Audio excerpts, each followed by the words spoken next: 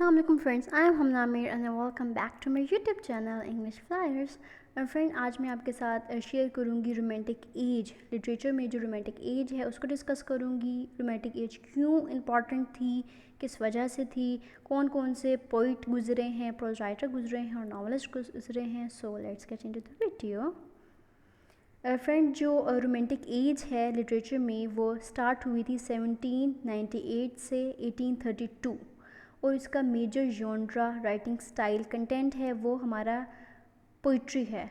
Friends, क्योंकि इस romantic as में बहुत फेमस पोइट्स गुजरे थे, ठीक है, जिसमें है हमारा वर्ड्सवर्थ हो गया, सैमुअल टेलर कॉलरिज हो गया, और उनकी जो मुश्तरका उन्होंने लिरिकल बैलेड लिखी थी, दोनों ने मिलके उनका म्यूचुअल वर्क था। 1798 में पब्लिकेशन ऑफ लिरिकल बैलेड थी। फ्रेंड्स, ये लिरिकल बैलेड क्या थी मैं आपको ये बताती हूँ। जो लिरिक्स होते हैं ना फ्रेंड, लिरिकल होते हैं, वो एक्सप्रेशन होते हैं राइटर्स की इमोशंस के, इमेजिनेशंस होती हैं उनकी, और ब्यूटीफुल वे में किस तरह से वो अपने एक्सप्रेशंस को एक्सप्रेस करते हैं। और जो बैलेड थी वो एक पॉपुलर नरेटिव सॉन्ग होता है जो कि ओरली पास डाउन होता है, जैसे कि लोक कहानियाँ होती हैं जो जनरेशन टू जनरेशन फ़्लो करती हैं। और जो अगर इंग्लिश ट्रेडिशंस में अगर बैलेड की बात की जाए तो ये फॉलो करता है स्पेसिफिक राइम्ड होती हैं, A B C D rhyme होती है, जिसमें क्वाड्रेंट्स होते हैं, 4 स्ट्रेस और 3 स्ट्रेस लाइन होती है। फ्रेंड्स, जो कि लिरिकल बैलेड था, ये 23 पोम्स थी जो कि 19 वर्ड्सवर्थ ने लिखी थी, और जो 4 थी वो एस.टी. कॉलेज ने लिखी थी। फ्रेंड, अगर मैं आपका इसको इंट्रोडक्शन दूँ तो जो रोमांटिसिज्म है वो एक डोमिनेंट मूवमेंट है। फ्रेंड्स, बहुत लिटरेचर में बहुत सी मूवमेंट चली थी, जिसमें है आगे आएगा एस्थेटिक मूवमेंट्स है, प्री रैफेलाइट मूवमेंट, ऑक्सफोर्ड मूवमेंट्स हैं। सो रोमांटिक भी एक मूवमेंट चली थी जो कि इनके लीडर थे वर्ड्सवर्थ थे मेनली, और लिरिकल बैलेड जो थी वो इसकी बेस थी, और इसी बेस के ऊपर ये मूवमेंट आगे बढ़ी। इस जो एज है फ्रेंड्स, रोमांटिक एज के दौरान वॉर ऑफ पेटरलू भी हुई थी 1819 में, और जो जर्मन क्रिटिक हैं फ्रेडरिक सीगल, उन्होंने फर्स्ट टाइम ओरिजिनेट किया था ये टर्म रोमांटिक्स डिस्क्राइब करने के लिए स्कूल ऑफ पोइट्स को, राइटर्स को, जो कि अपोज्ड थे क्लासिक से। फ्रेंड्स, जो क्लासिकल एज थी ना वो लेटर हाफ 18th सेंचुरी की थी, और उसमें जो डोमिनेटेड फिगर आप कह लें वो है डॉक्टर सैमुअल जॉनसन थे। इस एज को age of Johnson, age of transition या क्लासिकल एज भी कहा जाता है, क्योंकि इसमें क्लासिक्स थी, ठीक है, एज ऑफ रीजनिंग थी, और इस क्लासिकल एज जो थी और उसके ट्रेडिशनल राइटिंग स्टाइल्स थे, इस चीज़ को उन्होंने रोमांटिक पोइट ने तोड़ा और एक नई चीज़ पोइट्री में इंट्रोड्यूस करवाई। इसमें हमारे जो जनरेशन के पोइट्स हैं फ्रेंड्स, इसमें आते हैं विलियम वर्ड्सवर्थ, आते हैं एस.टी. कॉलेज आते हैं। अगर मैं आपको विलियम वर्ड्सवर्थ के बारे में बताऊं तो वो पोइट ऑफ नेचर थे, वो नेचर से बहुत प्यार करते थे, नेचर उनके लिए सब कुछ था, और वो ऐसे कहते थे कि मैं नेचर के ज़रिए गॉड के साथ कनेक्ट हो जाता हूँ। और उनकी जो सिस्टर थी डोरेथे वर्ड्सवर्थ, वो भी एक पोइट थी और डायरिस्ट थी। इन्होंने लिरिकल बैलेड लिखी है एस.टी. कॉलेज ने और वर्ड्सवर्थ ने, और इनकी जो दूसरी पोम्स हैं वो लाइन का post of 5 miles above the Tintern Abbey और I wandered lonely as a cloud, जो कि हम 9th स्टैंडर्ड में पढ़ चुके हैं। डेफोडिल्स, जो कि इन्होंने 1807 में लिखी थी पोम्स, जो 2 वॉल्यूम्स में पब्लिश्ड हुआ था। सेकेंड वन है ओड, इन्होंने लिखी है इमिटेशन टू इमोर्टैलिटी, इसमें इमोर्टैलिटी के बारे में बात किया गया है। फ्रेंड्स, जो नेक्स्ट वन है जिसमें है सैमुअल टेलर कॉलरिज है, एस.टी. कॉलेज हैं, जो कि इंग्लिश पोइट थे, लिटरेरी क्रिटिक थे, फ़िलोसोफ़र थे और फ्रेंड थे वर्ड्सवर्थ के, और वो फाउंडर थे रोमांटिक मूवमेंट के। इनको लेक पोइट भी कहा जाता है। सेकेंड जनरेशन में जो फ्रेंड्स फॉल करते हैं वो है जॉर्ज जार्डन, जिनको लॉर्ड बायरन भी कहा जाता है, पर्सी bysshe शैले एंड जॉन कीट। अगर मैं इनकी डिटेल बताऊं डिस्क्रिप्शन, सो जो लॉर्ड बायरन है इनका फुल नेम है जॉर्ज जार्डन नोएल बायरन।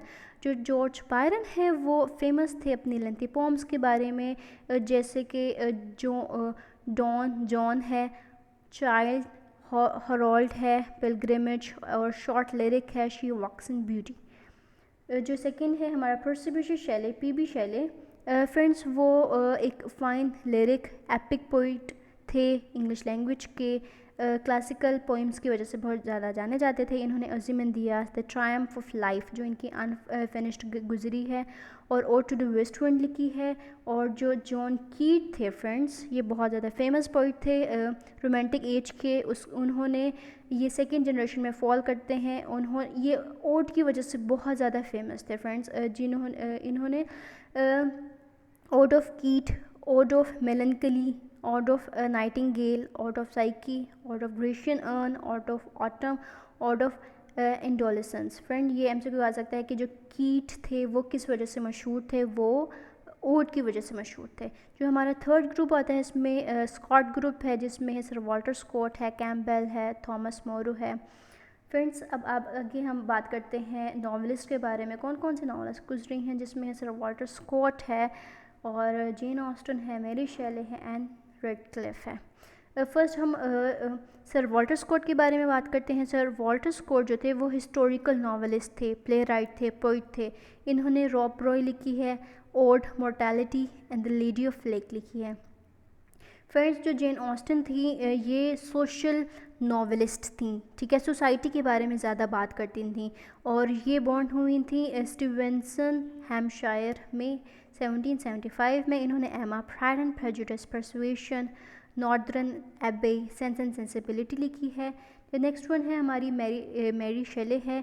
इनका पूरा नाम मैरी वोल्स्टनक्राफ्ट शेले था, जो कि इंग्लिश नॉवलिस्ट गुजरी हैं, शॉर्ट स्टोरी राइटर थी, ड्रामेटिस्ट, एसेस और बायोग्राफर थी, और ट्रैवल राइटर थी। फ्रेंड्स ये मैरी पर्सी शेले की वाइफ भी रह चुकी हैं, और ये बेस्ट नोन थी गॉथिक नॉवेल्स की वजह से। इनका फेमस जो गॉथिक नॉवल था वो फ्रैंकेस्टाइन था, और ये इनके जो फादर थे वो विलियम गॉडविन, और जो मदर थी वो मैरी वोल्स्टनक्राफ्ट थी। फ्रेंड्स जो लास्ट वन है एन रेडक्लिफ। उनका निकनेम एन वॉर्ड था, और वो रिप्रेजेंटेटिव ऑफ गॉथिक नॉवल थी। उन्होंने मिस्टीरियस ऑफ एडोल्फो 1794 में लिखा है, द इटालियन 1797 में लिखी है, द रोमांस ऑफ फॉरेस्ट इन्होंने 1791 में लिखा है। फ्रेंड जो लास्ट जो हमारी नॉवेलिस्ट हैं रोमांटिक एज की, वो मैरिया एजवर्थ हैं, जो कि सटायरिकल और मोरल नॉवल के लिए बहुत ज़्यादा फेमस थी। वो एंग्लो आयरिश राइटर थी, एडल्ट्स की और चाइल्ड लिटरेचर भी लिखती थी, और सिग्निफिकेंट फिगर थी evolution of novel in Europe में। इन्होंने द डबल डिस्गाइज इन 1786 में लिखी है, द कैसल रैकनेट इन्होंने लिखी है, और जो कि रीजनल नरेटिव थी, जो कि इनका फर्स्ट नॉवल था और हिस्टोरिकल नॉवल था। नेक्स्ट वन फ्रेंड्स ये हमारे रोमांटिक प्रोज राइटर। प्रोज जो होता है वो एसे होता है, जो कि हमारे फर्स्ट वन है Charles Lamb, William Hazlitt, Thomas De Quincy.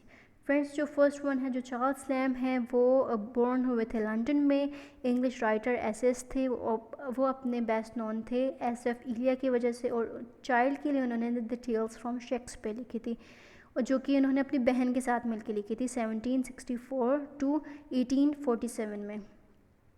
Friend जो नेक्स्ट वन है वो हमारा थॉमस डी क्विंसी है। वो इंग्लिश एसिस्ट थे, वो बेस्ट नोन थे अपने कॉन्फेशन ऑफ इंग्लिश ओपियम की वजह से। जो विलियम हेजलेट हैं फ्रेंड्स, वो इंग्लिश राइटर थे, वो ह्यूमनिस्टिक ऐसे भी लिखते थे, लिटरेरी क्रिटिसिज्म भी करते थे, पेंटर भी थे। फ्रेंड जो लास्ट वन है वो जेम्स हेनरी लॉक, जिसको लॉकहैंड भी कहा जाता है, English critics, assist, poet, writer थे। उन्होंने अपने जो तमाम पोम्स हैं अंडर द टाइटल ऑफ जुवेनिलिया लिखी है। इन्होंने एक ग्रुप बनाया हुआ था, उसको हंट सर्कल या कॉकनी स्कूल भी कहा जाता था, जिसमें मुख्तलिफ लोग थे, जिसमें लॉक हंट खुद थे, जॉन कीट, William Hazlett, PB. शेले, Charles lamb. Friends इन्हीं की वजह से, प्रोज राइटर्स की वजह से, नॉवलिस्ट की वजह से और पोइट्स की वजह से ये जो रोमांटिक एज थी ये बहुत ज़्यादा फेमस हुई थी। और ये जो है ये लिटरेचर के सबसे अहम और सबसे सिग्निफिकेंट जो एज है वो रोमांटिक की एज है। Hope you guys you enjoyed my video. अगर आपको मेरी वीडियो समझ आई होगी और होप सो आपने इसको एंजॉय भी किया होगा. So stay tuned with me, like share and subscribe my channel and also share it with your friends. So stay tuned, stay safe, stay healthy. Allah Hafiz.